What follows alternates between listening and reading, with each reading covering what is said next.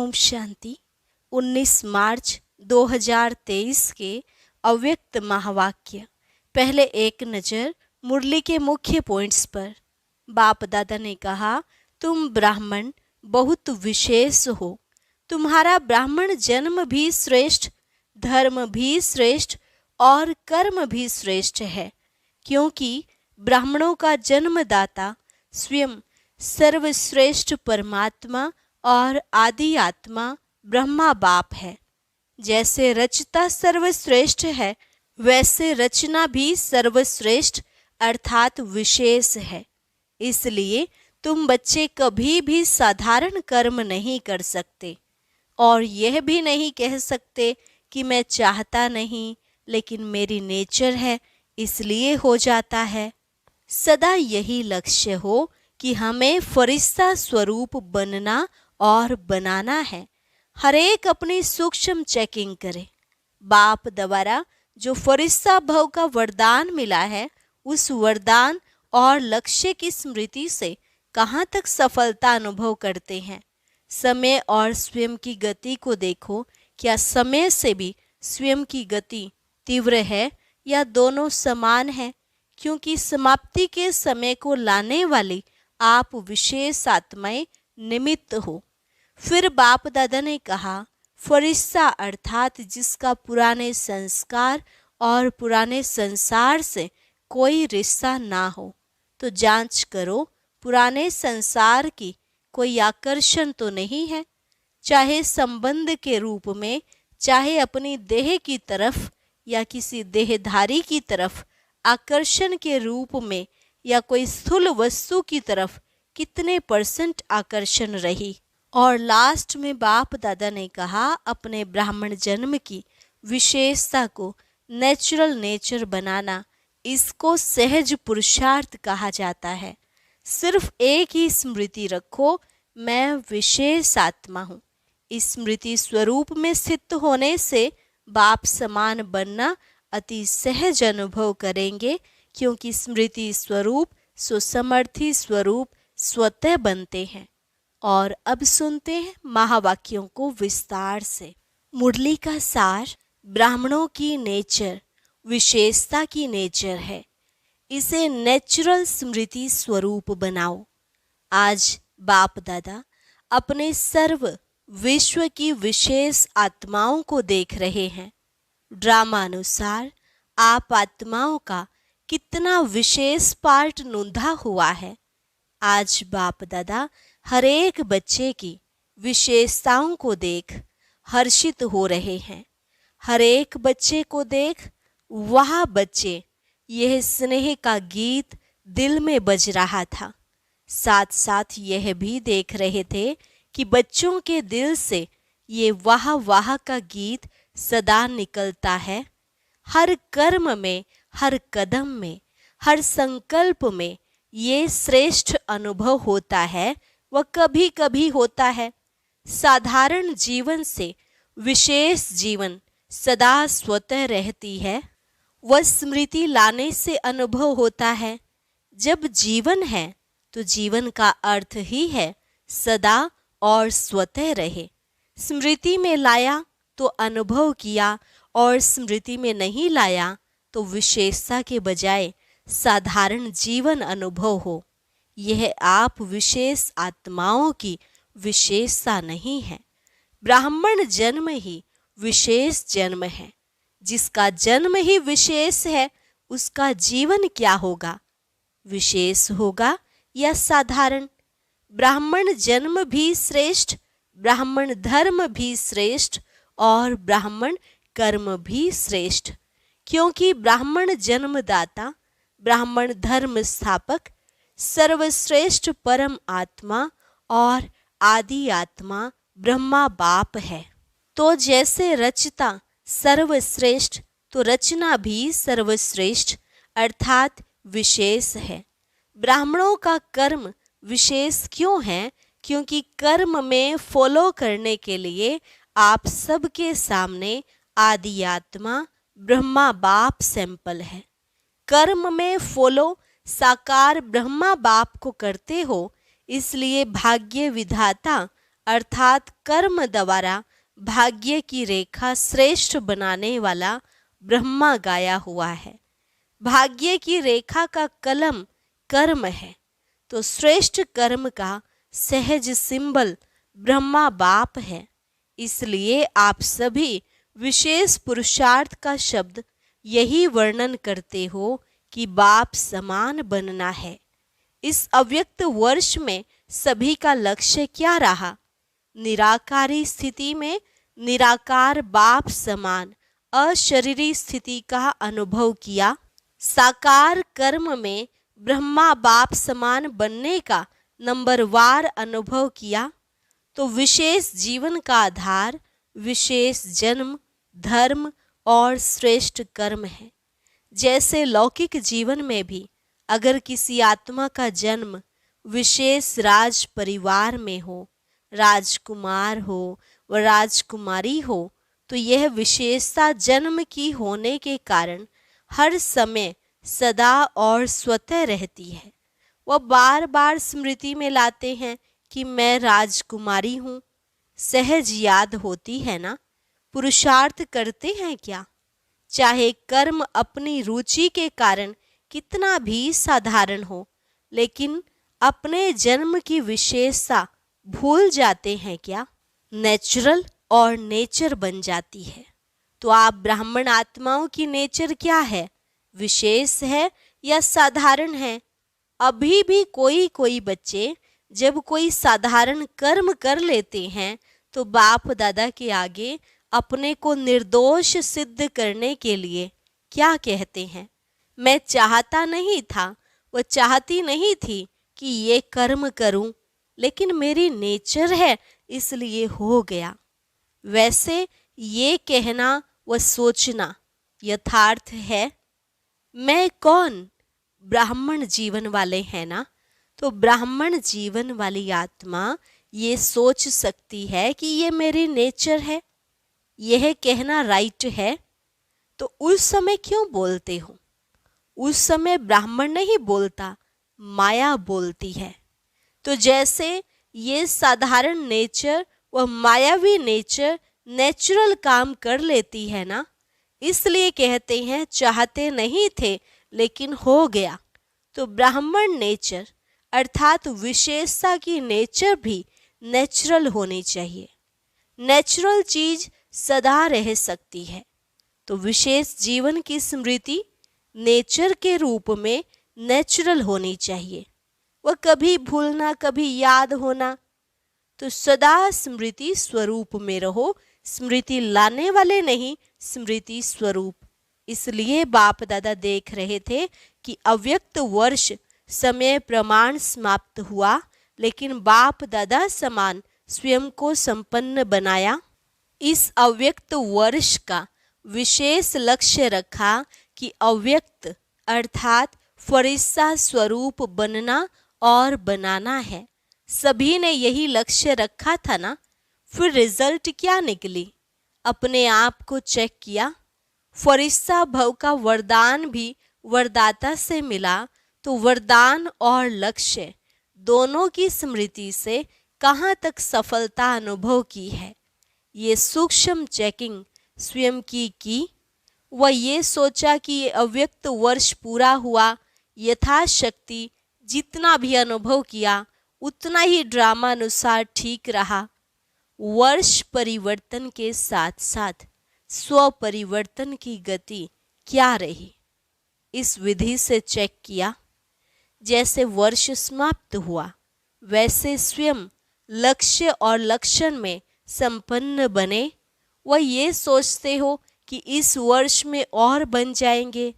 समय और स्वयं की गति समान रही। वैसे तो समय से भी स्वयं की गति तीव्र होनी है, क्योंकि समाप्ति के समय को लाने वाली आप विशेष आत्माएं निमित्त हो। तीव्र गति से वर्ष तो संपन्न हो गया, मालूम हुआ वर्ष कैसे पूरा हो गया? तो चेक करो, मुझ विशेष आत्मा की परिवर्तन की गति तीव्र रही व कभी तीव्र कभी मध्यम रही। फरिश्ता अर्थात जिसका पुराने संस्कार और संसार से रिश्ता नहीं। तो चेक करो, पुराने संसार की कोई भी आकर्षण, चाहे संबंध रूप में, चाहे अपने देह की तरफ आकर्षण और किसी देहधारी व्यक्ति के तरफ आकर्षण, कोई वस्तु की तरफ आकर्षण कितने % में रही। ऐसे ही पुराने संस्कार की आकर्षण, चाहे संकल्प रूप में, वृत्ति के रूप में, वाणी के रूप में, संबंध संपर्क अर्थात कर्म के रूप में कितनी % रही। फरिश्ता अर्थात डबल लाइट, तो निजी लाइट स्वरूप स्मृति स्वरूप में कहाँ तक रहा। साथ साथ लाइट अर्थात हल्कापन, स्व के परिवर्तन के पुरुषार्थ में कहाँ तक लाइट अर्थात हल्के रहे। मन अर्थात संकल्प शक्ति में, व्यर्थ को समर्थ में परिवर्तन करने में अर्थात व्यर्थ के बोझ को हल्का करने में कहाँ तक सफल रहे। इसी प्रकार व्यर्थ समय, व्यर्थ संग, व्यर्थ वातावरण, इस सब में कहाँ तक परिवर्तन करने में हल्के रहे। ब्राह्मण परिवार के संबंध में, सेवा के संबंध में कहाँ तक हल्के रहे। इसको कहा जाता है फरिश्तापन के तीव्र गति की स्थिति। इस विधि से चेक करो और भविष्य के लिए चेंज अर्थात परिवर्तन करो। अपने ब्राह्मण जन्म की विशेषता को नेचुरल नेचर बनाना, इसको ही सहज पुरुषार्थ कहा जाता है। सिर्फ एक विशेष आत्मा हूँ, इस स्मृति स्वरूप में स्थित हो जाओ तो बाप समान बनना अति सहज अनुभव करेंगे, क्योंकि स्मृति स्वरूप सुसमर्थी स्वरूप बन जाते हैं।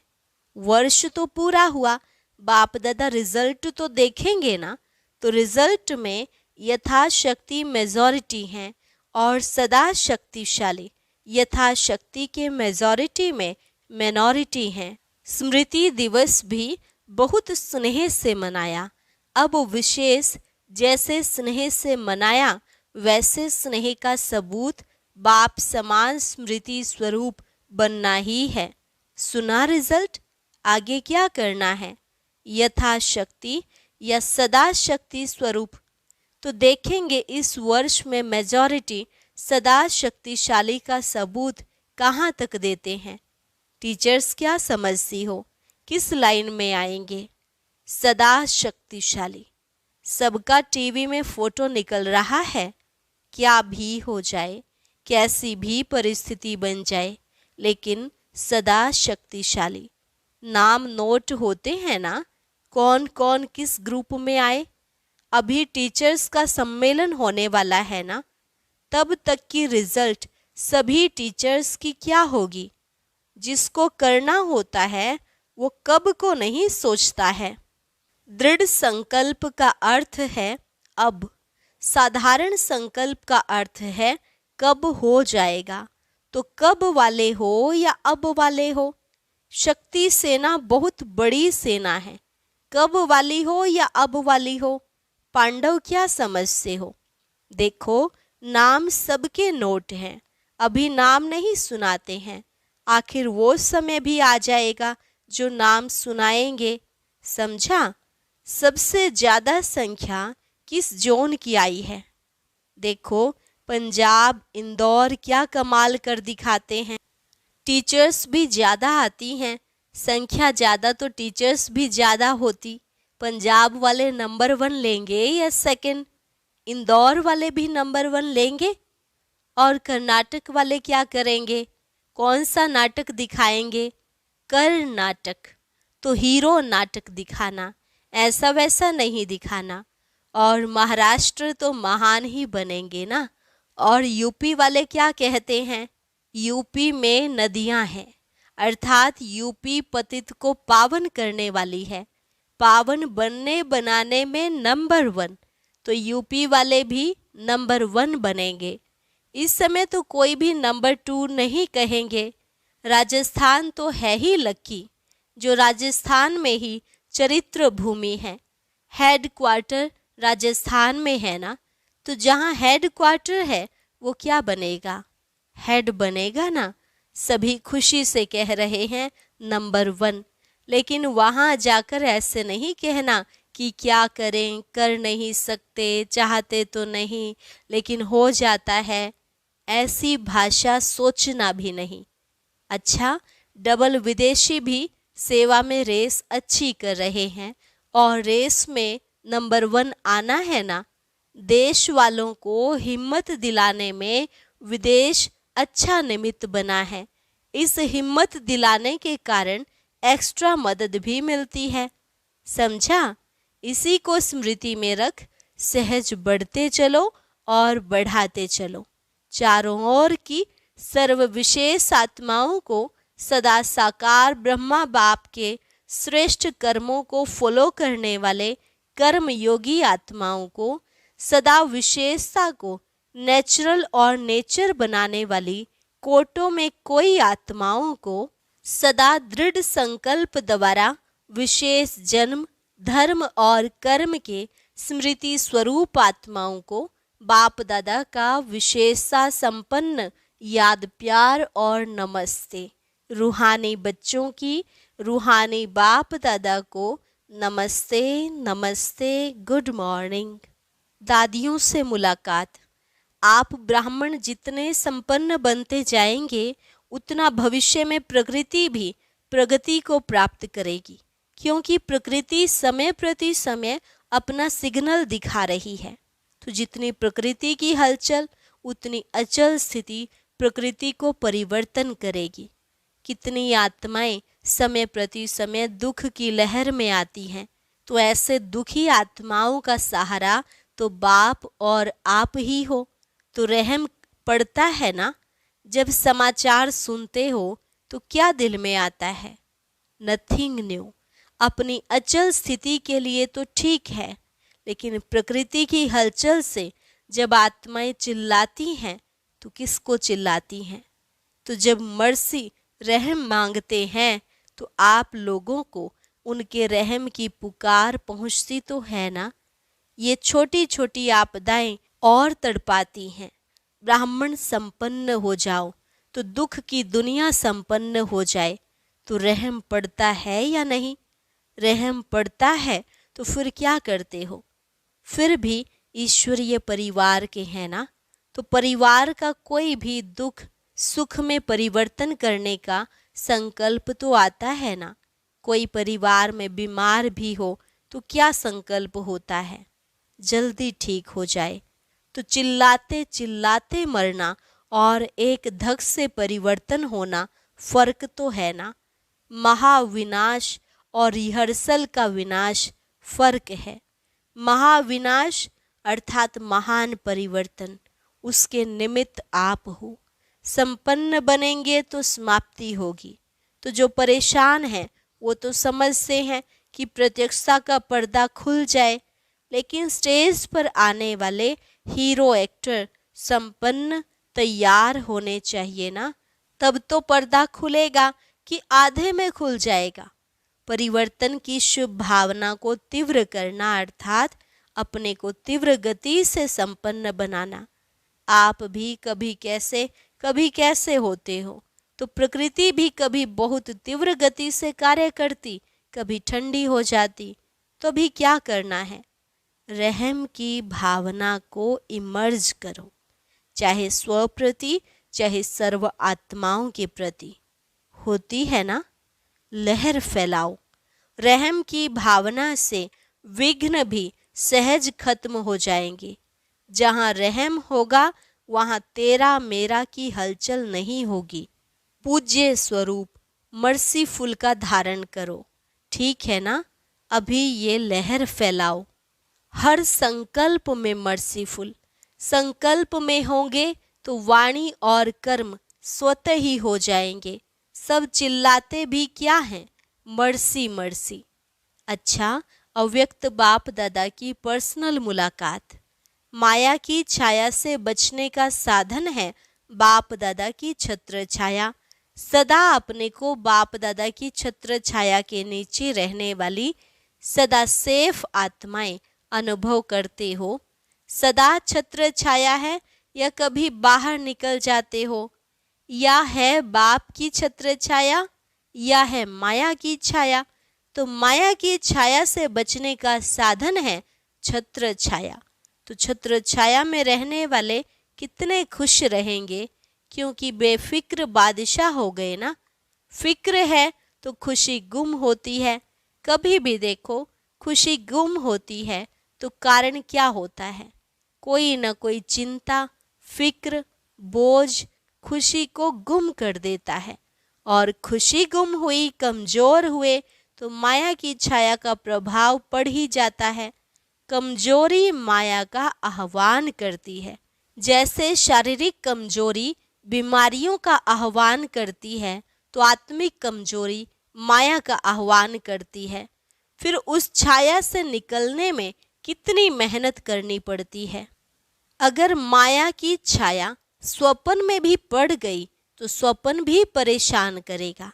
फिर ब्राह्मण से क्षत्रिय बन जाते हैं तो युद्ध करनी पड़ती है। क्षत्रिय जीवन मेहनत की है और ब्राह्मण जीवन खुशी की है। तो क्या पसंद है? कभी कभी युद्ध करनी पड़ती है। युद्ध करना अच्छा लगता है। छोटे से भी व्यर्थ संकल्प की छाया कितनी मेहनत कराती है। इसलिए सदा बाप के याद की छत्र छाया में रहो। याद ही छत्र छाया है। तो सदा काल के लिए छत्र छाया में रहना आता है, कभी कभी के लिए नहीं, सदा। अविनाशी बाप है ना, तो वर्षा भी सदा का लेना है। सदा खुश रहने वाले, छत्र छाया अर्थात खुश रहना। बेफिक्र होंगे ना। सब फिक्र बाप को दे दिया कि एक दो संभाल कर रखा है। क्या करें, कैसे करें, ये शब्द फिक्र के हैं। बेफिक्र के बोल सदा विजय के होते हैं, क्या कैसे के नहीं होते। तो सदा ये याद रखो कि हम सभी बाप की छत्र छाया में रहने वाले हैं, चक्र लगाने वाले नहीं। संकल्प में भी चक्कर में आए तो चक्कर में आने वाले चकनाचूर हो जाएंगे। आप तो अमर हो ना, अमर हो गए। ये स्मृति सदा ही स्वयं भी बेफिक्र और दूसरों को भी बेफिक्र बनाती रहेगी। सदा खुशी में ये गीत गाते रहेंगे, पाना था वो पा लिया। बच्चा बनना माना पाना, बच्चा बने अर्थात पा लिया। अच्छा, वरदान, सर्व रूहानी खजानों से संपन्न बन, सदा संतुष्ट रहने वाले ऑलराउंड सेवाधारी भव। सर्व रूहानी खजानों से संपन्न बन, सदा संतुष्ट रहने वाले ऑलराउंड सेवाधारी भव। ऑलराउंड सेवाधारी अर्थात मास्टर सुखदाता, मास्टर शांतिदाता, मास्टर ज्ञान दाता। दाता सदा संपन्न मूर्त होते हैं। जैसा स्वयं होंगे वैसा औरों को बनाएंगे। रूहानी सेवाधारी अर्थात एवर रेडी और ऑलराउंड। ऑलराउंडर वही बन सकते जो संपन्न है। संपन्न ही संतुष्ट होंगे और सबको संतुष्ट करेंगे। किसी भी प्रकार की अप्राप्ति असंतुष्टता पैदा करती है। संतुष्ट रहने और संतुष्ट करने की विधि है संपन्न और दाता बनना। स्लोगन, शुभ भावना, शुभ कामना की गोल्डन गिफ्ट साथ हो तो किसी भी आत्मा का परिवर्तन कर सकते हो। शुभ भावना, शुभ कामना की गोल्डन गिफ्ट साथ हो तो किसी भी आत्मा का परिवर्तन कर सकते हो। अच्छा, और अब सुनते हैं आज का अव्यक्त ज्ञान मोती। ये एक बहुत संस्कारितापूर्ण वीडियो है, जरूर देखें, कोई भी मिस ना करे।